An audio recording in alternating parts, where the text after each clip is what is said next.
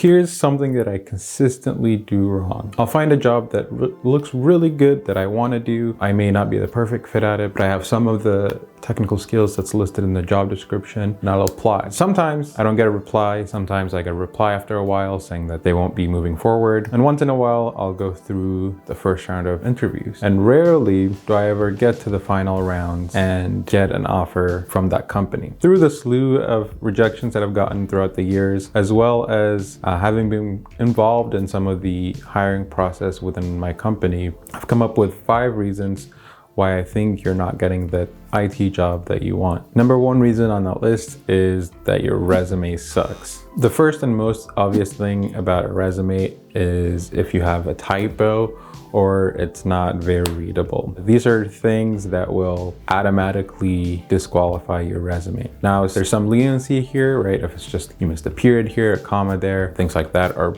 most likely fine. But generally, if there are obvious typos and misspellings and grammars throughout your resume, then that resume most likely won't even be given any chance. Another reason why your resume sucks might be that the skills that you've listed aren't the skills that the job posting is looking for. And a lot of the time, actually, before you even get to the hiring manager, there's a lot of automated processes to filter through resumes, especially in big companies that get hundreds and hundreds of resumes all the time. Now, the way to get past this is to understand what the job description is asking for and make sure that the skills that you have that correspond with what listed on the job description are in your resume. There are 2 ways to get past this. One is just to have a really good resume, right? Make sure all the spelling, grammar, all the formatting looks good, as well as having all the keywords specifically about your skills that also correspond with the job posting. Make sure those keywords are in your resume so that whatever automated process picks up on this. But the other way is to reach out to the recruiters or the hiring managers.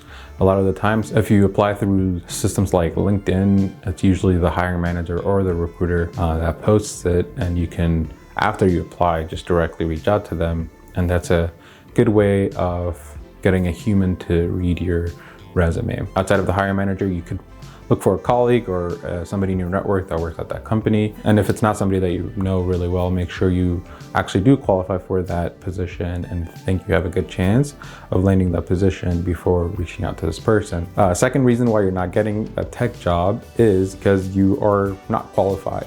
And specifically, your technical skills just don't match with what the company needs. And this makes sense, right? Like if I'm a hiring manager and I list things that I want within the candidate, but they don't meet those core skills that I want, I'm not gonna give them an interview chance. Another usual suspect within the technical skill gap is knowing how to do something, but not why. So meaning like maybe you've worked a switch, maybe you configure things, maybe you set up stuff, but all you've done is follow instructions that are, on the web or whatever, but you don't actually know why and how that works. Hiring managers and people in the industry know your bluff when all you've done is just follow steps to complete something rather than, do it with an understanding of that technology. Things to do here to combat those things would be, it's just consistently learning, doing projects. If you do a project the first time and you follow the steps, do it again without following the steps. See if you actually understand what's going on. Go through the troubleshooting, loop and hole and fall into it and get yourself out of there. And that's really when you'll understand something, as well as try to teach that thing to a colleague or somebody else that might be interested in that technology. One of the main reasons that I've started this YouTube channel is actually because I figured if I start teaching people stuff, I'll actually also be the one learning and it'll stick to memory a lot better. Third reason why you're not getting that IT job is because of your interview skills. Now, this is probably one of the biggest things that has affected me. I'm not a great public speaker. Anything that has to do with a presentation is just gives me a lot of anxiety. So interviews are a terrible thing for me. And I'm sure this also affects a lot of people. So even if you're qualified, even if you have that skill, if you're not able to articulate those things in your interview, that could go against you. And that's not to say you're not going to get the job.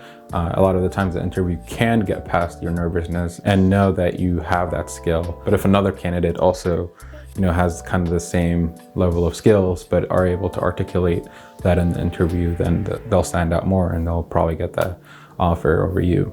Outside of being nervous and unable to articulate things well is if you have an unpleasant personality.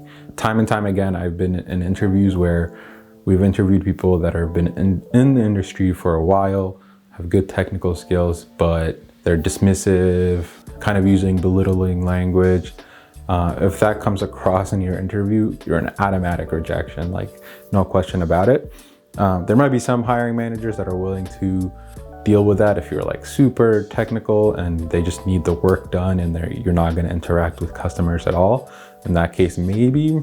If you're unpleasant to work, to be around with, like nobody's going to want to work with you. You're dealing with customers and employees in an IT job. So that's like a core part of being in IT. In my opinion, that's an automatic disqualification.